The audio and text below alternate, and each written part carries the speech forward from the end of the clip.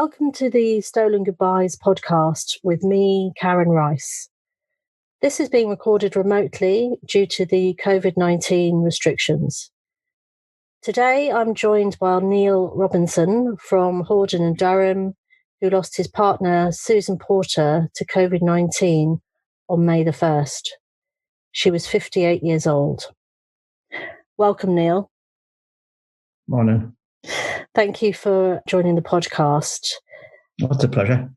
I just wanted to ask you what Susan was like as a person, if you could describe her. She was lovely.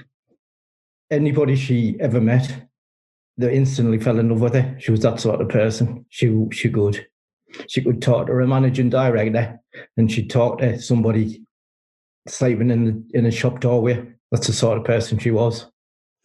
Happy and smiley. You said that she had a real positivity. Oh, yeah, definitely. Yeah. She was the most positive person that she could pick out a positive note from anything, any situation. Didn't matter how bad it was. She'd find positivity in it. And her most lovable quality? If you could single something out, probably quite hard, I'm sure. It's just the infectious enthusiasm for everything and a love.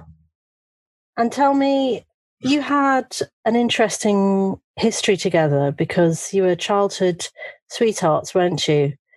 Yeah, well, teenage sweethearts, not childhood, but I suppose. Yeah. You were teenage sweethearts. Tell me about that. Well, I was thinking about it actually, and we got together through somebody that I dated set us up on a blind date with Susan, and then it sort of went from there. We were together for a couple of years, which when you're that young, it's a bit crazy and mad, but it was lovely. What was the teenage Susan like? She's never changed. She's always been the same. Always been the same. In fact, from being a little child, she was like she would always talk to anybody, have a laugh with anybody, any level. She's lovely. Can you remember a happy memory from that time when you were dating as teenagers? Is there something that stands out for you? Yes, please. We used to go to when we were courting and didn't have anywhere to go. She used to pinch the keys to her mum and dad's caravan, and we used to there was a local caravan park about 5 miles down the road called Crimden Caravan Park. So we used to go down there and do a little bit of courting down there. So one day I had an old Mini. Something wrong with the starter motor, so you had a bump started in reverse to get it going. So this one day I said, "Oh God, the car won't start again. What are we going to do?" "Well, you're going to have to drive. I'll push the car." So we were trying to bump start the car in reverse because it's easier to bump start the car in reverse, and she reversed into a caravan. She reversed into a neighbour's caravan. So I says, "What we're going to do?" She says, "Well, we'll have to go." So we went, but then because of the way Susan's nature is, we had to go back and apologise for doing it. And the people were really lovely about it, and we actually ended up staying for our Sunday lunch. That was that's lovely. But it was a nice thing. It was nice. A lovely memory. And so you parted ways, and then describe what happened then. Yeah, then so I sort of went my way, got married, had 2 children. Susan went her way, got married, had a son. And then basically one day I was walking along the road and bumped into Susan. It was approximately, we'd never seen each other for, I would say, over 10 years, about 12 years, we'd never seen each other. We bumped into each other, and it was just like back to where we were again. It was like we'd never been with other partners. Obviously, my marriage had broken down. Susan's wasn't going particularly well. Well, my marriage was finished. I was separated by that time. Susan's wasn't going particularly well, and then that was 30 years ago in August. And we've been together since. And tell me, how quickly did that happen?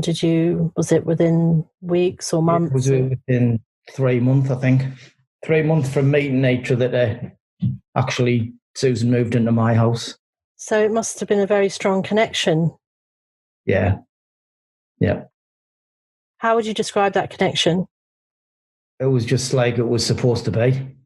It was like we'd gone back 12 years, but there wasn't a gap. Do you know what I mean? And those 30 years then together, how would you sum those up? Yeah, they were just lovely. I mean, obviously we're a couple and we're not going to say eye to eye over everything, but it's just, she was just a crazy person. And she was there. I mean, if we both like, if I was like Susan, it probably wouldn't have worked, but because I was the quieter person in the relationship, it seemed to work. It worked. Do you know what I mean? Yes. But she was like, just full of life, always full of life. And this is why I can't comprehend what's happened, because of the amount of life she had in her. Yes. What do you miss about her the most on a daily basis? It's just she was always smiling, and she'd come in from work and she would be smiling. She'd go out to work, she would be smiling, and it's like innocence, but in a, I don't know how I can explain it. It's innocence in a positive way. That doesn't make sense, does it? She would like be a manager of this shop, but then she would be totally not know what's happening day to day. She was like a whirlwind. It was everywhere she was. It was a whirlwind. She'd always be talking. The house is so quiet without her. Even she'd be talking on the phone to her mum. Well, her mum, before her mum passed away. But she'd come in, she'd phone, she'd speak to her dad on the phone, she'd speak to her cousin on the phone, she'd speak to her best mate on the phone. So it's a voice in the background all the time. And even when she had the own dressing room upstairs, and she'd be sitting in a dressing room and she'd be talking, and I'd be thinking, well, I'd say, are you talking to me? And she'd say, no, I'm just thinking. So she was always talking. Even when she was thinking, she was talking her thoughts to herself. And I miss that a lot as well. So you miss talking to her, really, and hearing her voice. And I would love to hear her snoring again. You'd love to hear her snoring? Yeah. Did you used to complain about that? Yeah, but to be fair, I was just as good a snorer as what she was. So that's saying something. You'd love to hear her snoring again. Yeah. Can you think of, or do you hold a treasured memory of your time together? There's so much to choose from, because there's just so many things to choose from. We've had that much. Can you describe how she fell ill? Can you tell me what happened? So on the roundabout there, like I've previously said, she was a manager at Monsoon, so they were obviously they knew that they were having to close the shop down, the shops down, because of COVID-19.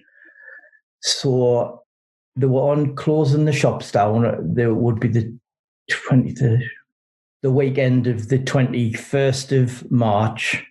They finished it. They were closing the shop down, and then they got an email saying they've got to put all the clothes into the warehouse out the way in case of looting. They'd finished that on the 22nd. She come home and she was all right, actually.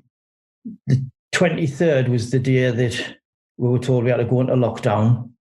I was off the 24th. The 25th, she started to feel a bit poorly. That was the Thursday. The Friday, she felt a bit worse. And Sunday, she rang 111, told them that she was feeling really poorly. And then they give her the normal script that if you have a bad cough, if you have a cough or sore throat, you've got to stop in the house. What were her symptoms? I mean, how was she in those days? She was feeling really tired. She had a sore throat. No, she didn't have a sore throat. She had a cough. She started to get a cough. She lost the sense of taste and the sense of smell. And like I say, and then on the Sunday, she felt really, really lethargic on the Sunday. And she was starting to get temperatures on the Sunday, chills on the Sunday. She rang 111. They told her just to take paracetamol.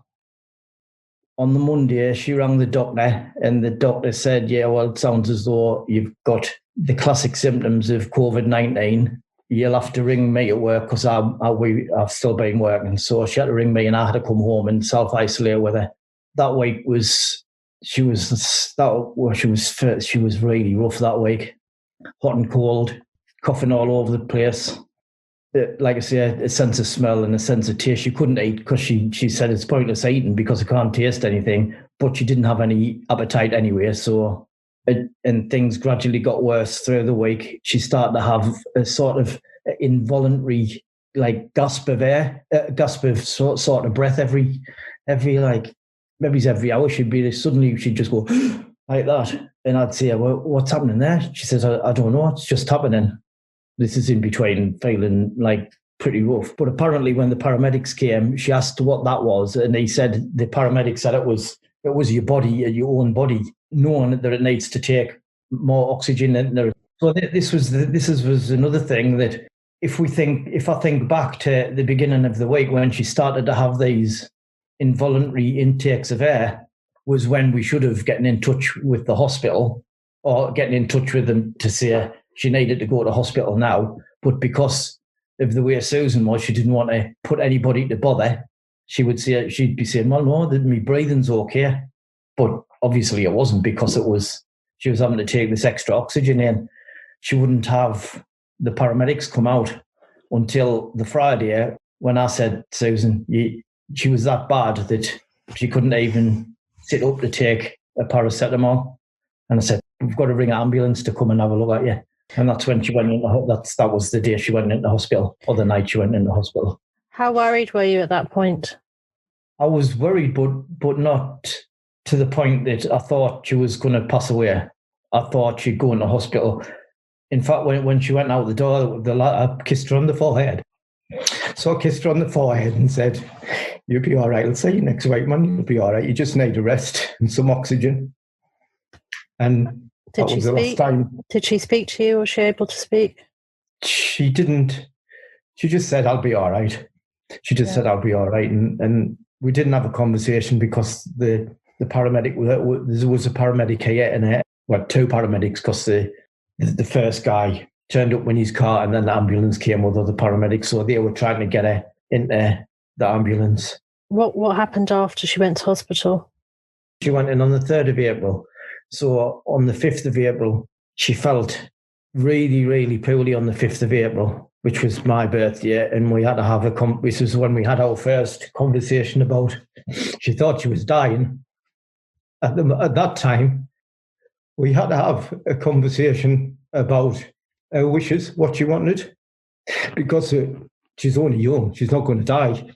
We're only young. You don't expect it, but you should expect things. Living through what I've lived through over the last 3 months, you should expect anything to happen. But at that time, I didn't know what her wishes were. I knew she wanted to be buried, but I didn't know about hymns and where she wanted to be buried, and the sort of stuff that you take for granted when people are older and you do talk about things like that. But we didn't. Anyway, we had to have that conversation on the Sunday, which wasn't a very nice conversation to have on my birthday.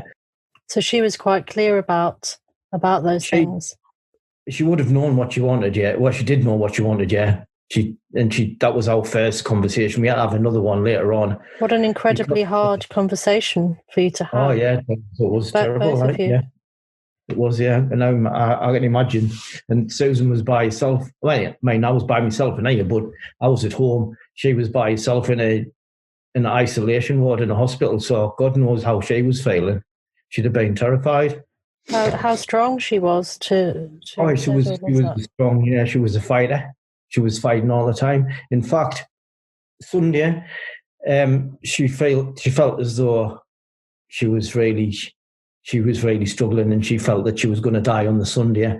But she did seem to get better. She was getting better. But it's like what you hear. I've joined the Yellow Hearts for COVID. Yeah, the Facebook group. But all the stories you hear on there, it's like people seem to be getting better, and then they get worse again for some reason. I know it's a new thing and nobody knows how it's affected people, but she was at one stage getting better.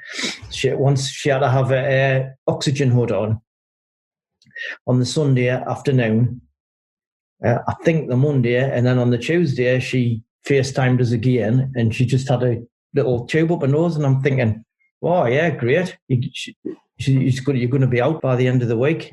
Because she herself was expecting to be out by the end of the week, and nurse had said to her, "Oh, you're going to be fine. You'll be out. You'll be home by the end of the week. I'm off for 4 days. I'll not see you when I get back." So tremendous relief then. Oh yeah, definitely. So you have these emotions. You've got the lowest of the low, and then you're high again because you think she's going to get better, and then it took a nosedive again. She needed more oxygen. She had to go back. She had to go on a CPAP ventilator, the little one, and then she came off that. She went into She went into intensive care. They put her on a CPAP ventilator. She got better again, so they brought her back out, and then she had to go back in because she needed more oxygen. They had to keep putting her oxygen up. Then they drop her oxygen because she was looked as though she'd be recovering. And then on the what would be the Tuesday, the 27th or the 28th of April, she had to go on the ventilator, and then she lasted till the Friday. So when she had to go, she went back into, well, it was intensive therapy unit. For quite a while, she was in for 2 weeks before she went on a ventilator. I think it was the 27th or the 28th that she actually put on a proper ventilator where she was sort of not. Yeah, so she was heavily sedated, and she lasted until the 1st of May when the hospital round was up and said we can't do anything else for her, which was the hardest. Well, I've had a lot of hard phone call conversations, but that was one of the hardest of my life.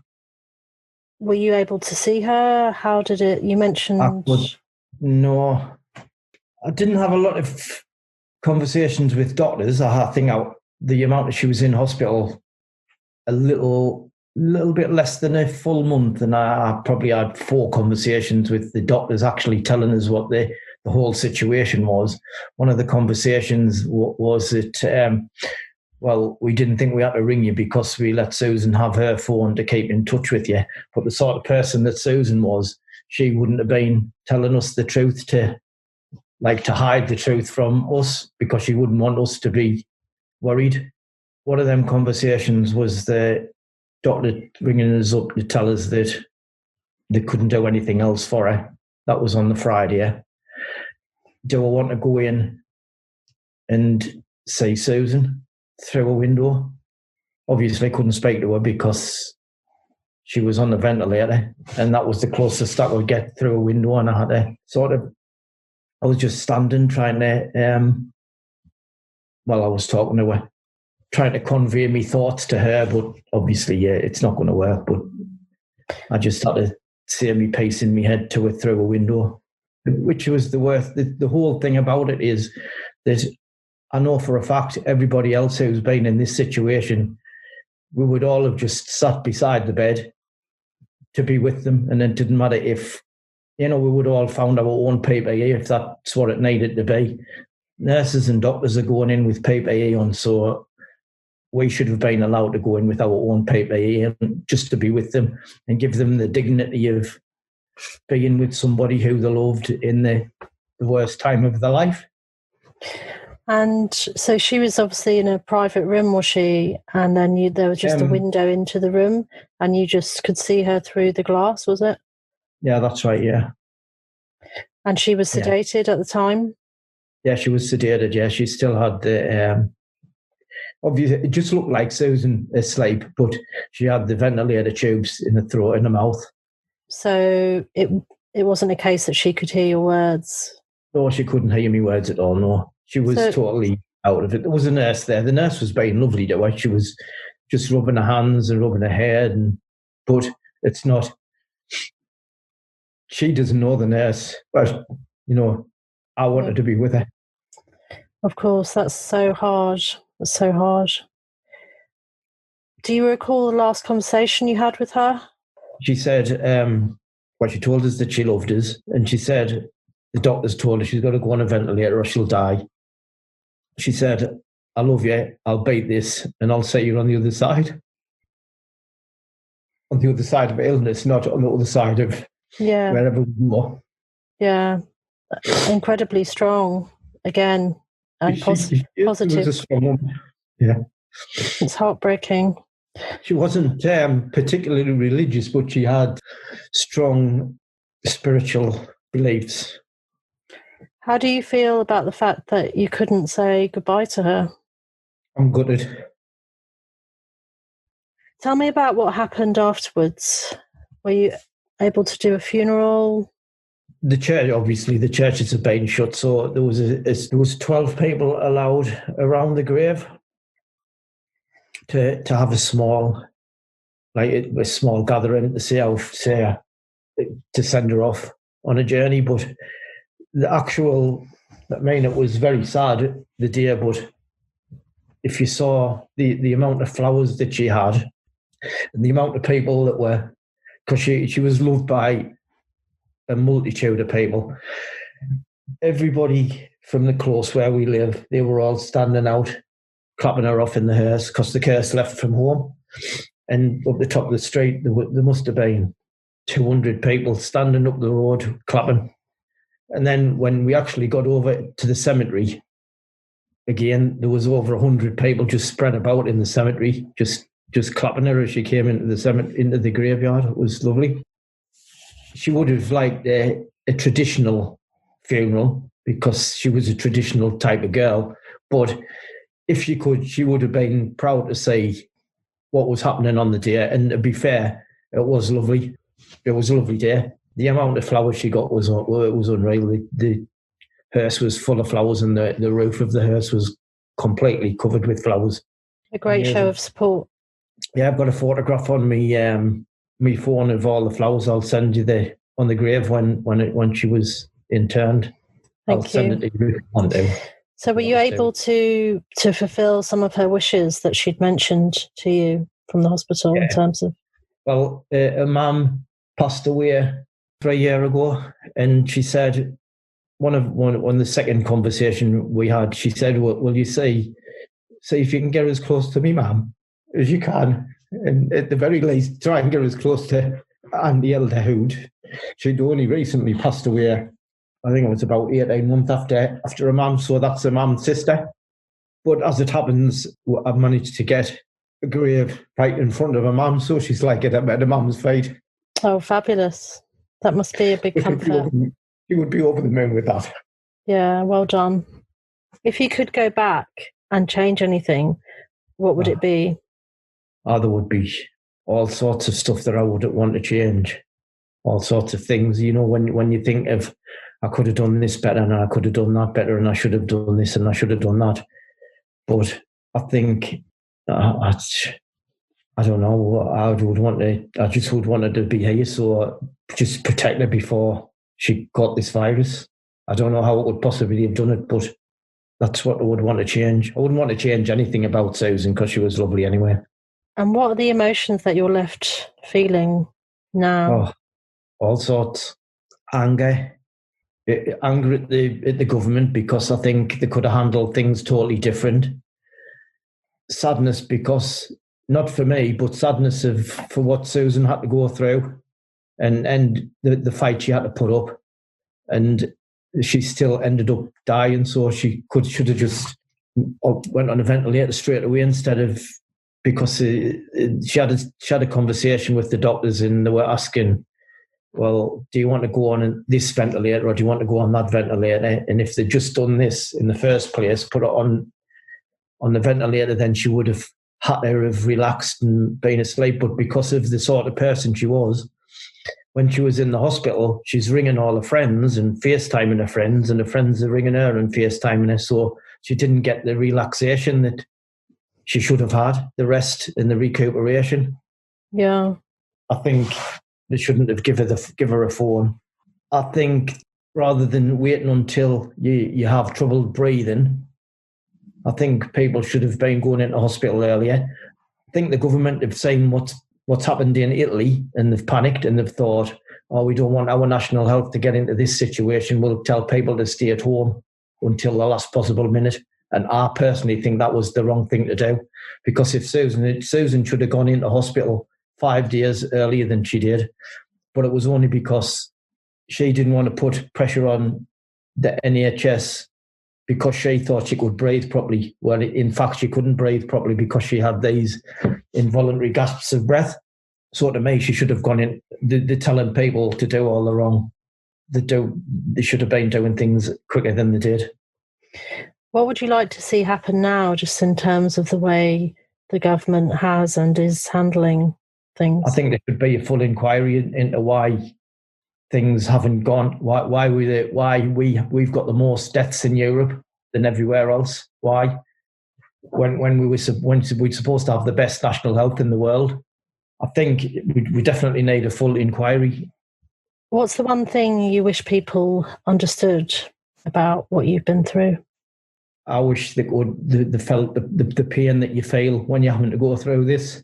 Not just me, Susan's son, my 2 daughters, all the lovely friends. Half the people think it's all over with, and they need to. When you look at the pictures of Soho the other night, when the streets are absolutely crowded, and it's just crazy. It's scary. And obviously, I'm sure you plan to retire with Susan. Well, yeah. To spend the rest of your days together, and the fact that she was taken by COVID-19 and in the manner that she was taken. Yeah. Can you sum that up? Can you express just how awful that's been? Yeah, well, I just feel like I'm not bothered anymore. I wouldn't cause any pain or injury to myself. I wouldn't. I'm not that sort of person, but I do feel as though if I got an incurable disease, I wouldn't be bothered. I'd be with Susan.